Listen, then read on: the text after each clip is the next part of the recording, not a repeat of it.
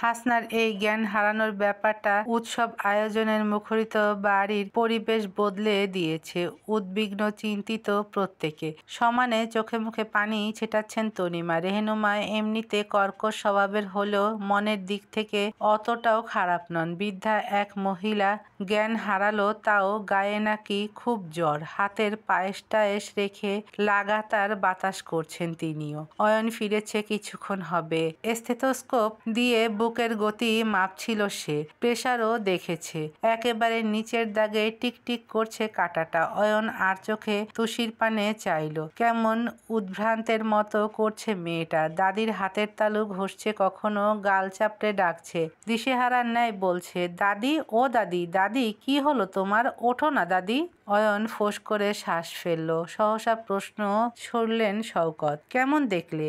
জ্বর 103 degree. Weakness থেকেই জ্ঞান হারিয়েছে। কিন্তু এতক্ষণ হয়ে গেল, এখনো তো ফিরছে না। দূরের চেয়ারে বসেছিলেন জয়নব। বললেন, বড় বৌমা, একটু সর্ষের তেল গরম করে হাত পায়ে মালিশ করে দেখো। এই বয়সে শরীর এমনিই চলে না, তার ওপর জ্বর, বোধহয় সেজন্যই। তনিমা মাথা নাড়লেন। নতুন কাজের মেয়েটা পাশেই ছিল। নিজেই বলল, আমি আনতাছি খালা। উদ্বেগে রান্নাঘরের পথ ধরল সে। রেহনুমা বললেন, ও অয়ন, এখন কি হাসপাতালে নিয়ে যেতে হবে নাকি? অবস্থা দেখে তো তেমনই মনে হচ্ছে ছোট মা। তুষি আঁতকে উঠল। গতি বাড়ল তার হাঁক ডাকের। গা ঝাঁকিয়ে বলল, ও দাদি, দাদি তোমার কি হলো দাদি? সেমাই খাওয়াবে না আমাকে? ও দাদি। ইউসা পিঠে হাত বুলিয়ে বলল, তুষি শান্ত হও, কেঁদো না, সব ঠিক হয়ে যাবে। তুষি শুনল না। শক্তপোক্ত মেয়েটা দাদির শোকে গাল গলা ভিজিয়ে ফেলেছে প্রায়। ওই চপচপে মেদুর মুখটা এতক্ষণ বিরক্ত হয়ে দেখছিল ইয়াসির। ধমকে উঠল এইবার, এই চোর, এত কাঁদছো কেন তুমি? এখানে এত কাদার কি আছে? তুষি মৃদু তেতে বলল, দেখতে পাচ্ছেন না আমার দাদি অজ্ঞান হয়ে গেছে? এই সময় কাঁদবো না তো কি আপনার সাথে নাচবো? ইয়াসির তাজ্জব বনে গেল। তড়িৎ ফুঁসে উঠলেন রেহনুমা, আচ্ছা অকৃতজ্ঞ মেয়ে তো তুমি, যে ছেলেটা নিজে গিয়ে তোমার দাদিকে নিয়ে এলো তার সাথে এমন তেজ দেখাচ্ছ। তুষি নাক টানলো। হেসকি উঠেছে। অয়ন বলল, আহ ছোট মা, থামো প্লিজ। ওর মনের অবস্থা এখন ঠিক নেই, দেখছই তো।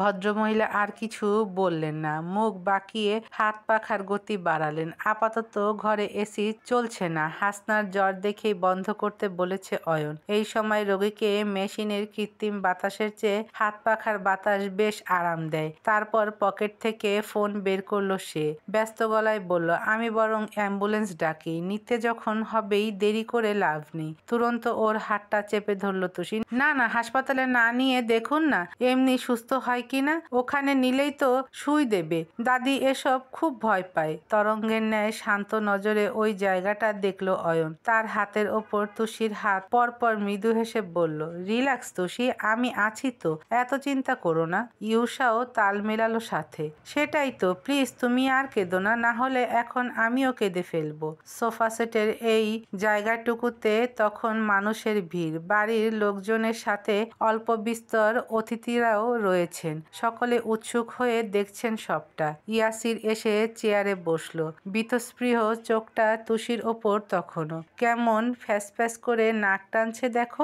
বিড়বিড় করলো বিরক্তিতে, এ নাকি আবার স্ট্রং। দাদি অজ্ঞান হতেই কেঁদে কেটে ভাসিয়ে ফেলেছে। এ আবার নাকি কুস্তিও জানে। সাইফুল এতক্ষণে নিচে এলেন, দাঁড়ালেন ভাইয়ের পাশে। সোফায় ঘেরা জটলা দেখে বললেন, কি হয়েছে ভাইজান? তুষির দাদি এসেছিল, এসেই অসুস্থ হয়ে পড়েছে। সে কি, এখন কি অবস্থা?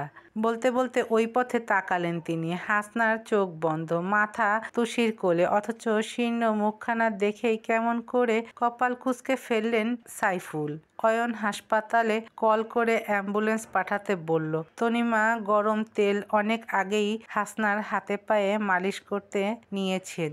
এর বেশ কিছুক্ষণ পর নড়েচড়ে উঠলেন বৃদ্ধা। চোখের পাতা পিটপিট করতে দেখে তটস্থ হয়ে তাকালো সবাই। তুষি অধৈর্য চিত্তে ডাকলো, দাদি দাদি, ও দাদি দাদি শুনছো? এই যে আমি দাদি, দেখো আমাকে, এই তো আমি। হাসনাকে দেখে মনে হলো বন্ধ চোখ আলাদা করা যেন সব থেকে কষ্টের। আস্তে ধীরে সময় নিয়ে তাকালেন তিনি। তুষি চোখ মুছল। এতক্ষণে তার প্রাণ ফিরল যেন। নাতনির চটচটে চেহারা দেখে অবাক হলেন হাসনা। তুষি তো সহজে কাঁদে না, আজ কাঁদছে কেন? ইস, ওনার জন্য বুঝি? মেয়েটা এত ভালোবাসে তাকে? হাতটা বাড়িয়ে বললেন, আমার একটু বয় বিবু। তুষি আর তনিমা ধরে ধরে হাসনাকে শোয়া থেকে বসালেন, কুশন রাখলেন পিঠের কাছে। কিন্তু বৃদ্ধার মুখের হাসি, মনের শান্তি দীর্ঘক্ষণ রইল না। রেহেনুমাকে দেখেই দপ করে নিভে গেল আবার। ভদ্রমহিলা শুধালেন, এখন কেমন লাগছে আপনার? ঠিক আছেন? এই শরীর নিয়ে এতটা পথ কেন এসেছিলেন বলুন তো? আপনার নাতনিকে তো আর আমরা খেয়ে ফেলছিলাম না। ইউসা হতাশ চিত্তে মাথা নাড়ল দুপাশে। এত কিছুর মধ্যেও মায়ের তেরা কথা গেল না। কিন্তু হাসনা নিরুত্তর, ঢোক গিললেন চোখ নামিয়ে। তুষি টের পেল তার মুঠোয় ধরে রাখা দাদির হাতটা কাঁপছে খুব। উদ্বিগ্ন হয়ে বলল, দাদি এত কাঁপছো কেন তুমি? শীত করছে দাদি? হাসনার চোরা নজর তখনও রেহেনুমাতে ঘুরছে। টলমলে দেহেও কপালে দরদর করছে ঘাম। ফ্যাস ফ্যাস করে বললেন, একটু পানি। তুষি উঠতে নিলে তনিমা ব্যতিব্যস্ত বললেন, আমি নিয়ে আসছি। ইয়াসিরের কপাল বেঁকে বসল, চোখ ছোট করে লক্ষ্য করলো কিছু। তুষির দাদি বারবার ছোট মাকে দেখছে কেন? চেহারায় এত ভয় বা কিসের? তনিমা পানি দিলে ঠকঠকে আঙ্গুল বাড়িয়ে ধরলেন হাসনা, মুখে তুললেন কোনো রকম। মাঝে বার কয়েক ভীত চোখে দেখলেন রেহনুমাকে। ইয়াসিরের খটকার দৌড়ে এবার জোরালো টোকা পড়ল। ঠোঁট কামড়ে উঠে দাঁড়ালো সে। ঠিক তখনই তাজা বিস্ফোরণের মতোই প্রশ্ন ছুড়লেন সাইফুল, আচ্ছা আপনাকে আমার এত চেনা চেনা কেন লাগছে বলুন তো? কোথায় যেন দেখেছি। হাসনা পানিটা মুখে নিয়েছিলেন সবে, অমনি তা তালুতে পৌঁছে গেল। কেসে উঠলেন বুক কাঁপিয়ে। আঙ্গুল খসে গ্লাস পড়তে নিলে তড়িঘড়ি করে হাত পেতে ধরে ফেলল তুষি। উৎকণ্ঠিত আওড়ালো, তোমার কি আবার শরীর খারাপ করছে দাদি? হাসনা জবাব দিলেন না, আঁচল দিয়ে মুখের ঘাম মুছলেন। আমতা আমতা করে বললেন, আমারে আমারে কেমনে দেখবেন? আমি তো বস্তিতে থাহি। ওসব জায়গা কি আপনারা যান? না না, সত্যিই ভীষণ চেনা লাগছে মনে হচ্ছে। ভাবতে গিয়েই সচকিত হলেন সাইফুল। সবেগে বললেন, আপনি নূরনগর হাসপাতালের সেই আয়া না? হাসনার বুকটা ছ্যাত করে উঠল। ফুসফুসের কোনায় আটকে পড়ল শ্বাস। রেহনুমা বিস্মিত হয়ে বললেন, নূরনগর হাসপাতাল, যেখানে আমাদের মেয়েরা হয়েছে? সাইফুলের গলার জোর বাড়ল। হ্যাঁ, ওই রাতে যে আয়া ডিউটিতে ছিলেন এনার সাথে তার খুব মিল। হাসনার চোখ মুখ ফ্যাকাশে হয়ে আসছে। তুষি বলল, কিন্তু আমার দাদি তো হাসপাতালে কাজ করে না, লোকের বাড়ি কাজ করে। আর ওই জায়গাটা কোথায়? আমরা তো শুরু থেকে ঢাকাতেই থাকি। আপনার বোধহয় কোথাও ভুল হচ্ছে। ইউসা বলল, বাবা, পৃথিবীতে 7 জনকে একই রকম দেখতে হয়, তাই হয়তো তুমি গুলিয়ে ফেলেছ। না না, এতটাও ভুল হবার কথা না। আমার তো একবার কাউকে দেখলে মনে থাকে। আমার স্পষ্ট মনে আছে একজন আয়া ছিলেন ওখানে, ঠিক ওনার মতোই দেখতে ছিলেন উনি। আম্মা, ভাইজান, আপনাদের মনে নেই? পরে যখন আমার মেয়ে চুরি হলো, ওই আয়াকে আর খুঁজে পাওয়া যাচ্ছিল না। সবাই সন্দেহ করেছিল ওই আয়াই চুরি করেছে। ভাইজান, আমি ফোনে বলেছিলাম আপনাকে, মনে নেই আপনার? শওকত বিভ্রান্ত চিত্তে জিভে ঠোঁট ভেজালেন। জয়নব বললেন, আমার মনে আছে, কিন্তু চেহারা ভুলে গেছি। অনেক বছর আগের কথা তো। হাসনার মুখে রক্ত নেই। যুক্তিতর্ক খণ্ডাবেন কণ্ঠে সেই জোরটাও যেন আসছে না। তুরন্ত আচমকা উদয় হওয়া দূতের ন্যায় বৃদ্ধার সামনে এসে দাঁড়ালো ইয়াসির। তীক্ষ্ণ কঠোর গলায় শুধালো, কি জানেন আপনি? হাসনার বুকে ধস নামলো, ভেতরটা কেঁপে উঠল গতিতে। হাঁসফাঁস করে বললেন, আমি কি জানবো? কিছু জানি না, আমি কিচ্ছু জানি না। ইয়াসিরের স্বরে নম্রতা নেই, না আছে একটুখানি প্রশ্রয়। প্রস্তরের ন্যায় মুক্ত মুখে বলল, আপনি বলবেন না আমি লেডি কনস্টেবল ডাকবো? তুষি আশ্চর্য হয়ে বলল, আপনি আমার দাদির সাথে এমন করছেন কেন? ইয়াসির ধমকে উঠল, চুপ চুপ করে বসে থাকো তুমি। শওকতের মেজাজ খারাপ হলো। বিড়বিড় করে বললেন, শুরু হয়ে গেছে এর পুলিশগিরি, যাকে তাকে যখন তখন আসামি বানিয়ে দেয়। তনিমা বললেন, আহ স্বার্থ, কি করছিস কি? উনি আমাদের বাসার মেহমান। ইয়াসির চড়া কণ্ঠে বলল, কিন্তু আমার তো মনে হচ্ছে অন্য কিছু। আচ্ছা ছোট মা, ওই হাসপাতাল থেকে তোমাদের মেয়ে চুরি হয়েছিল না? কোনোভাবে সেই চুরির সাথে এই মহিলাই জড়িত নয় তো? হাসনার চেহারা লাশের মতো সাদা হয়ে গেল, চোখ যেন ঠিকরে আসার জোগাড়। কিন্তু চটে গেল তুষি। দুম করে উঠে ইয়াসিরের মুখোমুখি দাঁড়ালো, কড়া কণ্ঠে বলল, দেখুন, আপনি আমাকে যা ইচ্ছে হয় তাই বলছেন, আমি মেনে নিয়েছি, কিন্তু আমার দাদিকে নিয়ে কোনো উল্টাপাল্টা কথা নয়। এই চোটপাট ইয়াসিরের ওপর তেমন প্রভাব ফেলল না। ঠিক তুষির কপালে 2 আঙ্গুল ঠেকিয়ে এক ধাক্কা মারল। সঙ্গে সঙ্গে ধপ করে আগের জায়গায় বসে পড়ল মেয়েটা, চাইল হতবুদ্ধি হয়ে। ইয়াসির ভনিতাহীন বলল, এতদিনে নিশ্চয়ই বুঝেছ ইয়াসির আবরার কারো কথায় চলে না, কারো কথা শোনে না। তোমাকে একবার চুপ করতে বলেছি, so keep your mouth shut. Shaukat খুব কষ্টে মুখে তালা ঝুলিয়েছেন। কিছু বলতে গেলেই এ ছেলে এমন এমন কথা শোনাবে। জয়নব সহ বাকিরা অবাক চোখে দেখছেন সবটা। বিভ্রমে ডুবেছেন তারাও। হচ্ছে কি এখানে? এত চেঁচামেচি শুনে আইরিন নেমে এসে দাঁড়ালো। ইয়াসির বলল, বলুন, আপনি কবে থেকে জড়িত এসবে? কটা বাচ্চা চুরি করেছেন এ অবধি? কে কে যুক্ত আপনার সাথে বলুন? ধমকাচ্ছে সে, হাবভাবে পুলিশি জেরা। তুষি ফের কিছু বলতে গেলে হাতটা চেপে ধরল ইউসা। মাথা নেড়ে অনুনয় করলো চুপ থাকতে। অয়ন বলতে যায়, ভাইয়া আমার। ইয়াসির হাত তুলে থামালো, বলল, এখানে একজন পুলিশ অফিসার একজন চোরের বয়ান নিচ্ছে অয়ন। এই মুহূর্তে তোদের সবার চুপ থাকা উচিত। হাসনার শ্বাসরুদ্ধকর দশা হলো। বুকের গতি ফ্যাস ফ্যাসে। প্রলাপ করছেন বারবার, আমি কিচ্ছু জানি না, আমি কিচ্ছু করি নাই। ঘাড় নাড়ল ইয়াসির। বেশ, আমি তবে থানায় ফোন করছি, জিপ আসুক, বাকি প্রশ্ন 14 শিকের ভেতরে হবে। হাসনা আর্তনাদ করে বললেন, ও আল্লাহ, না না, আমারে জেলে দেবেন না, আমি কিছু করি নাই। তাহলে বলুন, বাচ্চা চুরি করে কোথায় পাচার করেন? এটা কোনো চক্র না অন্য কিছু? বলুন। বাজ আশ্রে পড়ার মতো দরাজ ধমক। ভয়, আতঙ্কে, উদ্বিগ্নতায় ঝরঝর করে কেঁদে উঠলেন হাসনা। কথায় তার সীমাহীন আহাজারি। আমি চুরি করতে চাই নাই, অভাবে পইরা আমার মাথা ঠিক আসিল না, চাই নাই আমি চুরি করতে।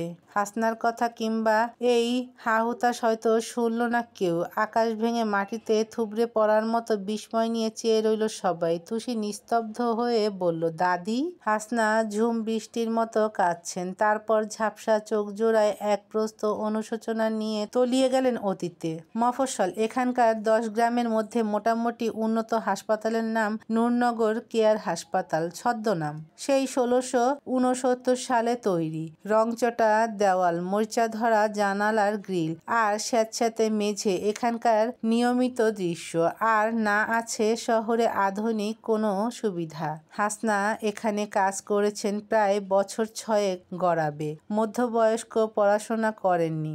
এক পরিচিতের মাধ্যমে আয়ার কাজটা কোনোমতে পেয়েছিলেন তিনি। তখন এপ্রিল মাস, গরম আর রোদ্দুরের বুকে টানা 3 দিন বৃষ্টি হচ্ছে। অথচ গতকাল রাতে এক রোগীর বাবু হয়েছে। বকশিশ দিলে বাচ্চার ময়লা কাঁথা আয়ারাই ধুয়ে দেন, আবার শুকিয়ে টুকিয়ে নিজেরাই রেখে যান কেবিনে। সন্ধ্যায় বৃষ্টি নামতেই হাসনা করিডোরের বারান্দায় কাপড় তুলতে এলেন। রিসিপশনে তখন এক নতুন পেশেন্ট এসেছে। পেটটা অতিরিক্ত উঁচু, গলা কাটা মুরগির মতো ছটফট করছিলেন নারীটি। বাবা মায়ের অবস্থা চিন্তায় ছোটাছুটিতে ততোধিক খারাপ। হাসনা আগ্রহ দেখালেন না। কাপড় নিয়ে যেতে যেতে শুনলেন, অবস্থা একদম ভালো নয়, ইমার্জেন্সি ডেলিভারি করাতে হবে। হাসপাতালে আয়া 3 জন, একজন ছুটি নিয়েছেন পরশুদিন।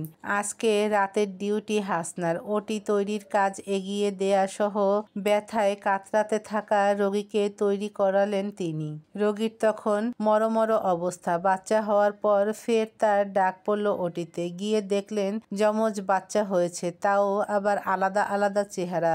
বাচ্চার গায়ের নোংরা পরিষ্কারের সময় দীর্ঘশ্বাস ফেললেন হাসনা। একেবারে ছোট্ট, গায়ে মাংসও নেই, ওজনও কম। আহারে, মনে হয় মাস ফুরাবার আগেই হয়ে গেছে। নার্সের মধ্যে শিউলি ছিলেন সেদিন, বাকিরা অন্য ডিউটিতে।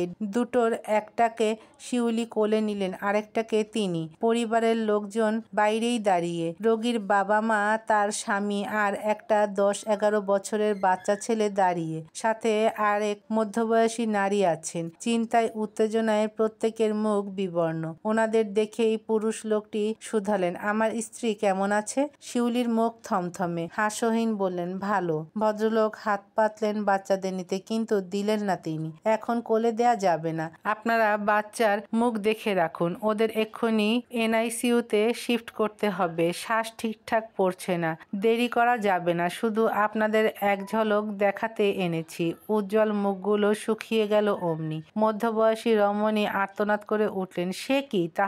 তাহলে বৌমা এখন কেমন আছে? দেখুন, অবস্থা সব দিকেই খারাপ। বুঝতেই পারছেন, প্রি ম্যাচিউর বেবি। কত রকম কমপ্লিকেশনস যে হয় এদের বলে বোঝানো যাবে না। পাশের কিশোর হয়তো এত শত বুঝলো না। ছোট্ট ক্যামেরাটা নিয়ে বলল, আমি ওদের একটা ছবি তুলি। শিউলি বললেন, দূর থেকে, ছোঁয়া যাবে না কিন্তু। আচ্ছা। ছেলেটা ছবি তুলল। এরপরই চলে গেলেন তিনি। হাসনা পিছু পিছু চললেন। শিউলির কোলের বাবুটা একেবারে আধমরা হয়ে আছে। তার কোলেরটা অন্তত চোখ খুলছে একটু পরপর।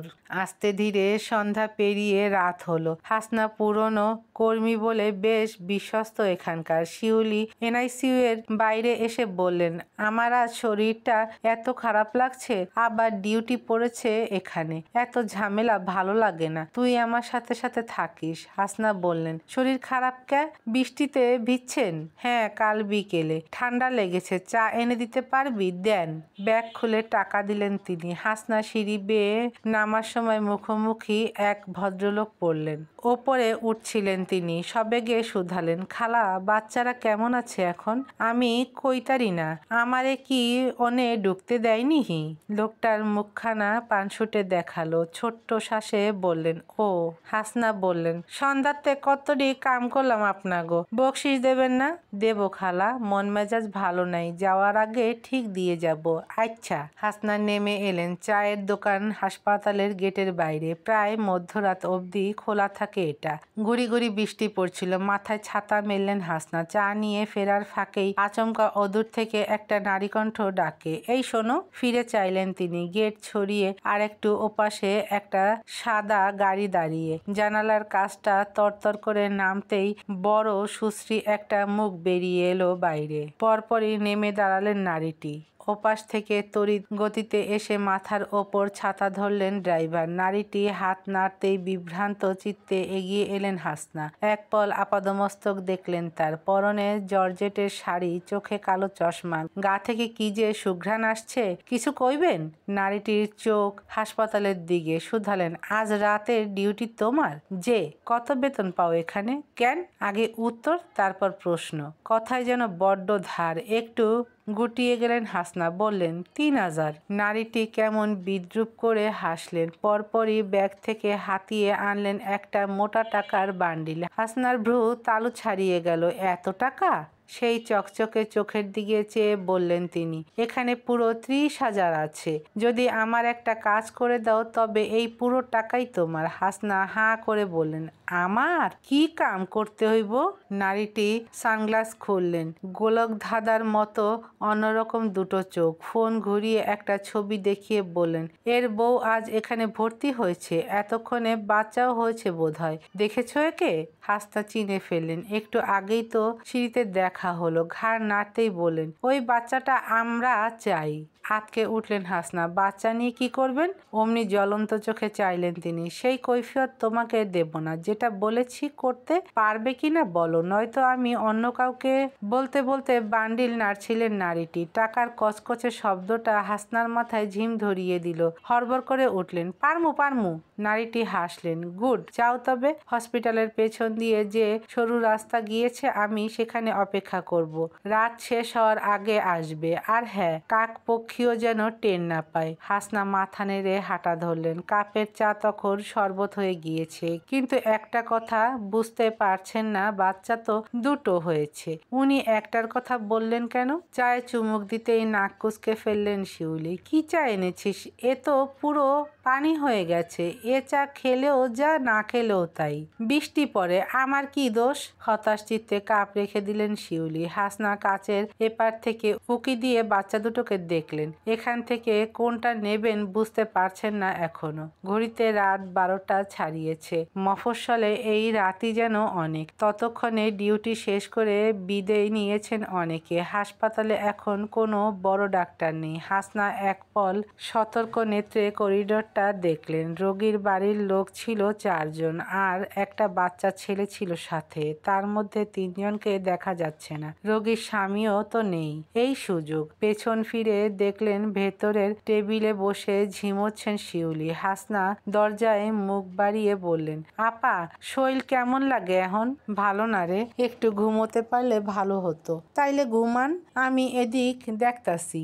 না থাক, আরে আসেন তো, আরাম কইরা 1 ঘন্টা সোফায় ঘুমান। কিছু লাগলে আমি দেখুম, আর কেউ আইলেও আপনারে উড়াই দিমু।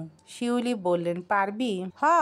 উঠে এলেন তিনি, সচেতন কণ্ঠে বললেন, ভেতরে যাস না, স্যার বারবার বলে গেছেন হাইজেন মেনটেন করতে। এখানে বসেই খেয়াল রাখিস। আচ্ছা। শিউলির মূল ডেস্ক যেখানে, তার পাশের 2 সিটের সোফার ওপর কাত হয়ে শুয়ে পড়লেন তিনি। হাসনা বিজয়ী হাসলেন। অপেক্ষা করলেন ঘুম গাঢ় হওয়ার। হাসপাতালে পেশেন্টদের জন্য আলাদা কম্বল বালিশ রাখা থাকে। চপল পায়ে সেখান থেকে একটা কম্বল নিয়ে এলেন তিনি। এদিক ওদিকটা ভালো করে দেখে আস্তে করে ঢুকলেন ভেতরে। যে বাচ্চাটা টুকটাক নড়ছিল, কোলে নিলেন সেটাকে। তারপর পা টিপে টিপে বেরিয়ে এক ছুটে বেরিয়ে গেলেন বাইরে। সরু রাস্তার বুকে সেই সাদা গাড়িটা সত্যি দাঁড়িয়ে আছে। পাশে আরো একটা মাঝারি সাইজের মাইক্রো। হন্তদন্ত পায়ে এসে দাঁড়ালেন হাসনা। নারীটি গাড়ির ভেতর বসে জানালার কাচ নামালো। ওনাকে দেখে হাসলেন। প্রসন্ন চিত্তে বললেন, এসেছো তাহলে? তোমার জন্যই অপেক্ষা করছিলাম। হাসনা হাঁপাচ্ছেন। ফিসফিস করে বললেন,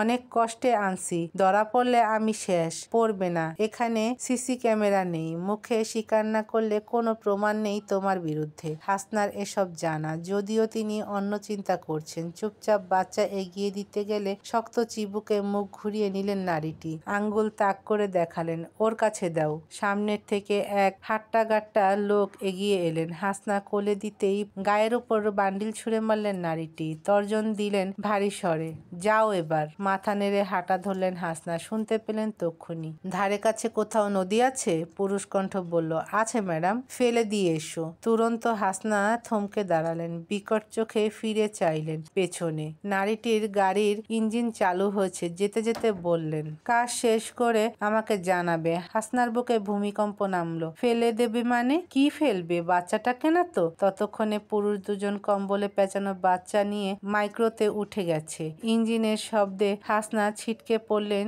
ধ্যান থেকে। পরপরই মনে হলো এই বাচ্চা তিনি চুরি করেছেন। পাপ তো এমনি কিছু কম নেই, তাই বলে খুন? এ যে মহাপাপ। একটা নিষ্পাপ শিশুর খুন হবে জেনেও কিভাবে চুপ করে থাকবেন তিনি? সঙ্গে সঙ্গে ছুটলেন হাসনা। ভাগ্য সহায় থাকায় সামনে বেবি ট্যাক্সি পড়লো। হাত নাড়া মাত্র দাঁড়ালো সামনে। ড্রাইভার মুখ বের করে শুধালেন, কই যাইবেন? কই গাড়িটার পিছলন, যত টেহা লাগে দিমু, তাড়াতাড়ি করেন। মাইক্রো একদম নদীর তীরে এসে ভিড়ল।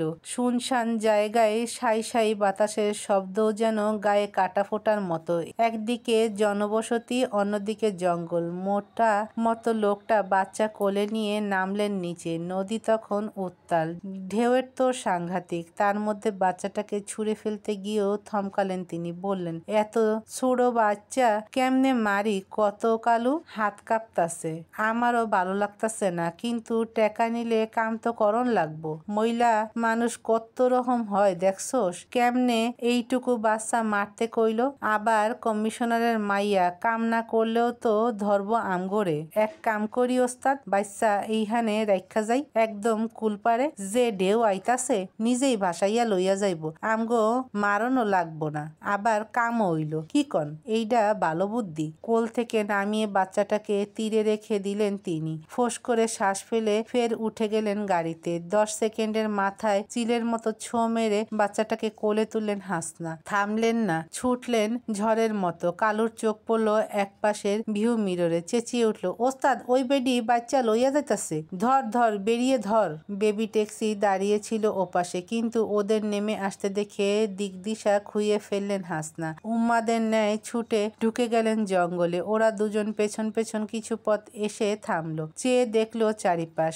অন্ধকার ছাড়া কোথাও কিচ্ছুটি নেই। বড় বড় বাঁশের ঝাড়ের ফাঁক গলে ধেয়ে আসা ব্যাঙের ডাকে আরো ভুতুরে লাগছে সব। কালু বলল, কই গেল ওস্তাদ? কোন দিক জামোহন?